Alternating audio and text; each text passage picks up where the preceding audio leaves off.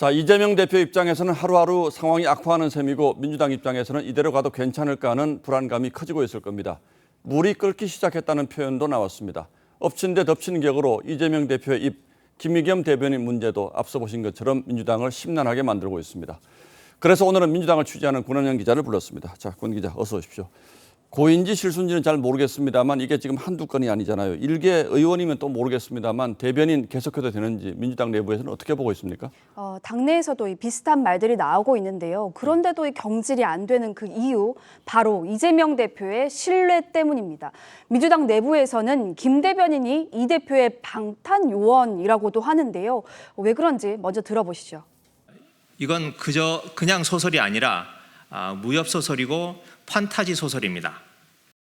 유동규를 중심으로 한 몇몇 사람들의 진술에만 의존을 하고 있고 본인의 사정이 너무 급해서 정상적인 판단을 하기가 어렵다 이렇게 볼 수도 있겠는데 핵심 측근 2명이 지금 구속 기소가 됐는데 이 대표가 유감 표명조차도 안 하는 것도 같은 맥락으로 봐야 할까요? 네, 오히려 SNS를 통해서 이 대표는 자신감을 보였는데요. 예견된 일이었습니다. 법정에서 진실이 가려지고 무고함이 밝혀질 것으로 믿습니다. 네, 최측근인 정진상, 김용 이 두 사람이 아직까지는 이 대표에 대해서 입을 다물고 있기 때문이 아닌가 싶습니다. 최근 남욱 변호사가 대장동 몸통으로 이 대표를 지목을 하고 2014년 지방선거를 전후해서 이 대표 측에 금품을 전달했다고 진술한 만큼 이 검찰도 이 대표 쪽으로 수사의 칼끝을 점점 맞출 것으로 보입니다.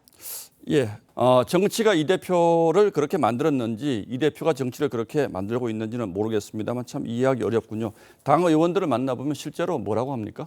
겉으로는 아직까지는 단일 대우를 유지하고 있습니다. 이 대표적인 친명계 최고위원들의 말들도 함께 들어보시죠. 서울중앙지검 공공수사 1, 2, 3부, 반부패 수사 1, 2, 3부가 통째로 야당 탄압에 올인하고 있는데 이재명 당대표의 정치 공동체로서 우리 모두 이재명 대표의 동지가 되어야 할 것입니다.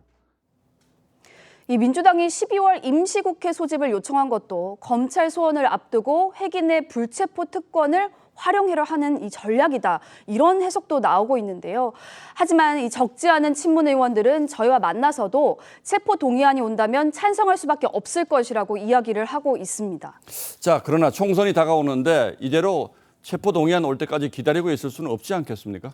네, 비명계 의원들 그리고 중립 성향의 의원들을 중심으로 이 대표의 내년 손절을 주장하는 목소리까지 나오고 있습니다. 이재명 리스크의 임계점이 왔다. 공천권을 내려놓아라. 분당도 불가피하다는 공개 발언까지 나오는 상황이니 이 대표가 대표직에서 물러날 경우 어떻게 총선을 치러야 할지에 대한 구상들도 의원들 사이에서는 오가고 있습니다. 일각에서는 이낙연, 김부겸 전 총리를 거론하고 있는데요. 하지만 소위 개딸로 불리는 이 극성 지지층들이 이재명을 친 건 이낙연이다. 이런 카드 뉴스를 퍼나르고 있고요. 이 친이낙연계 의원들에게 문자 폭탄을 보내면서 반발을 하고 있기도 합니다. 예, 지금부터 내년 상반기까지가 민주당으로서는 매우 중요한 시기가 되겠군요. 예, 권은영 기자 잘 들었습니다.